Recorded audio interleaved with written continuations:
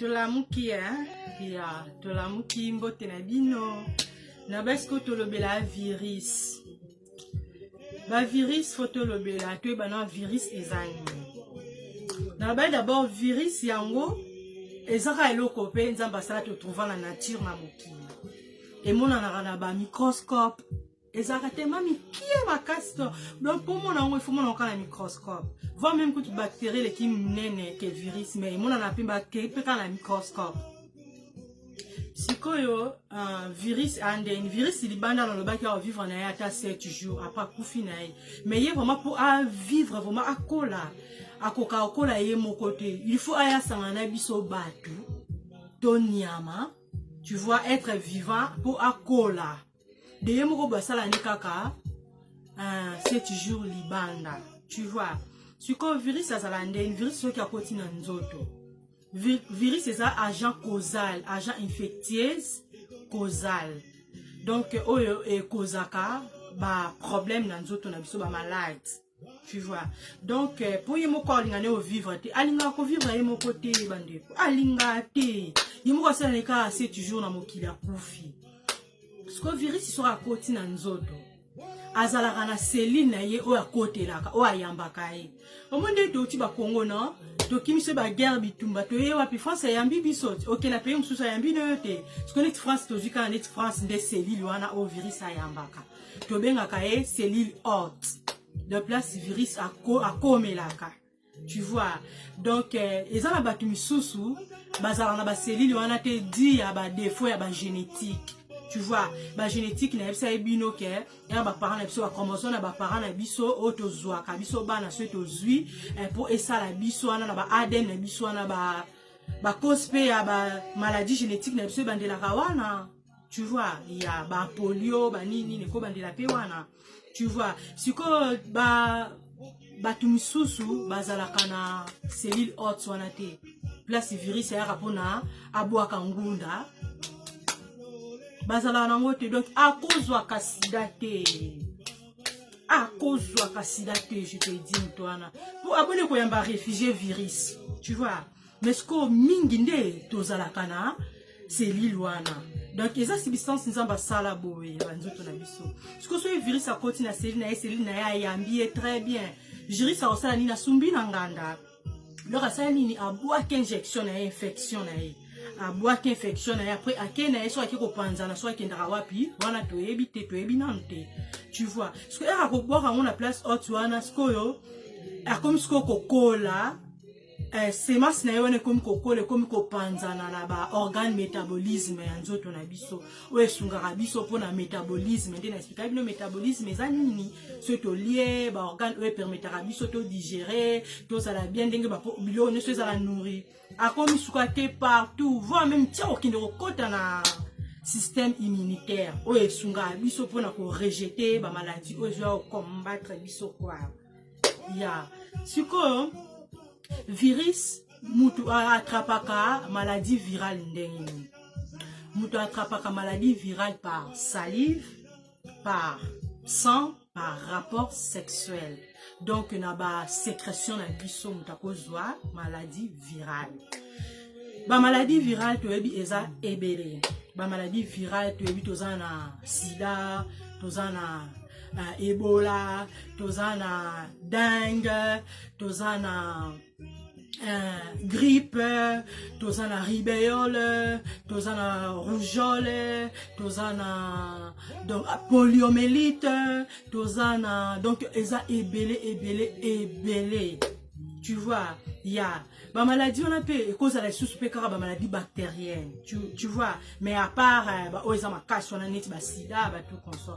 Tu vois, siko moni bactéries ko ya za ndeni, bactéries azali banda vivre na banda. Banakata banzoto na biso tozala biso na ba bactéries oyo vivre eza bongo nzamba sala ngo bongo tozala na ngo tozala banyama ebele na banzoto yo so koti nzoto na microscope olela okolela sikoyo bactérie a vivre azo vivre na libanda azolia na ndenga lingi soki kaka monika place moko kwa kote la so kote na nzela masuba so ina nzela ya pota a côté ale akoti baningani ba bactérie bazana andenge nini boza très bien oh tokolia oyo a comme si koko lia siko yesko air antibiotique royanda ki akero dominer. Tu vois, il y a nangala lobela ba bactérie te ba bactérie to lobela air ba bactérie. Na lobela kinde ba virus. Tu vois, siko yo siko to komi na sino ba maladie o nyonso to oyo eza ba maladie virale na sibinongo siko to komi herpes sous herpes donc na ba herpes ba varicelle tout ça là siko yo ba symptômes ya muto ya koti virus ezani ba symptômes ya muto ya koti virus mutando yo ka fièvre sueur na ye froide donc sueur ne malili. On comprend, mal de tête, donc céphalée encore intense.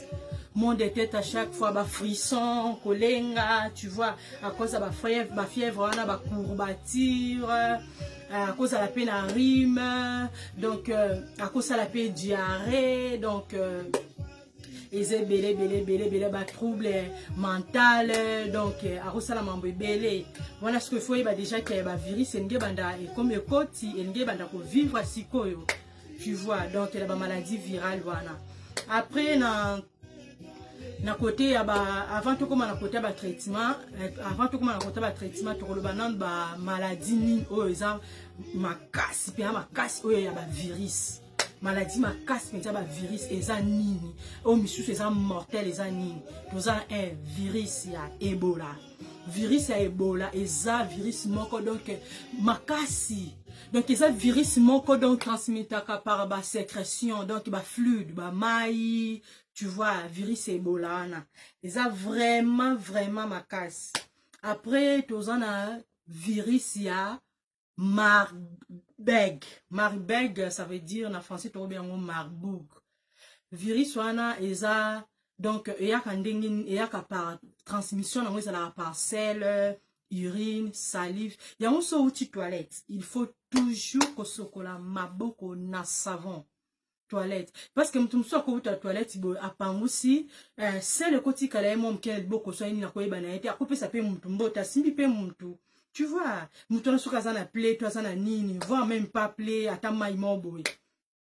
A comme contaminé na virus ya Marburg. Tu vois, on a bien un Marburg. Tu vois, donc virus wana yango ça la transmis par bongo, mais yango ça vraiment ma capacité le la virus est Ebola. Ebola vraiment ça mortel. Yango ça vraiment ma casse vraiment le la Ebola, mais ils ça dangereux, ils ça virus moi ils ça dangereux ma casse. Au mon écossais sur ba fièvre na ba hémorragie. Yango ça la ba fièvre na ba hémorragie. Après to kena troisième virus et ça na virus auto bien ka dengue.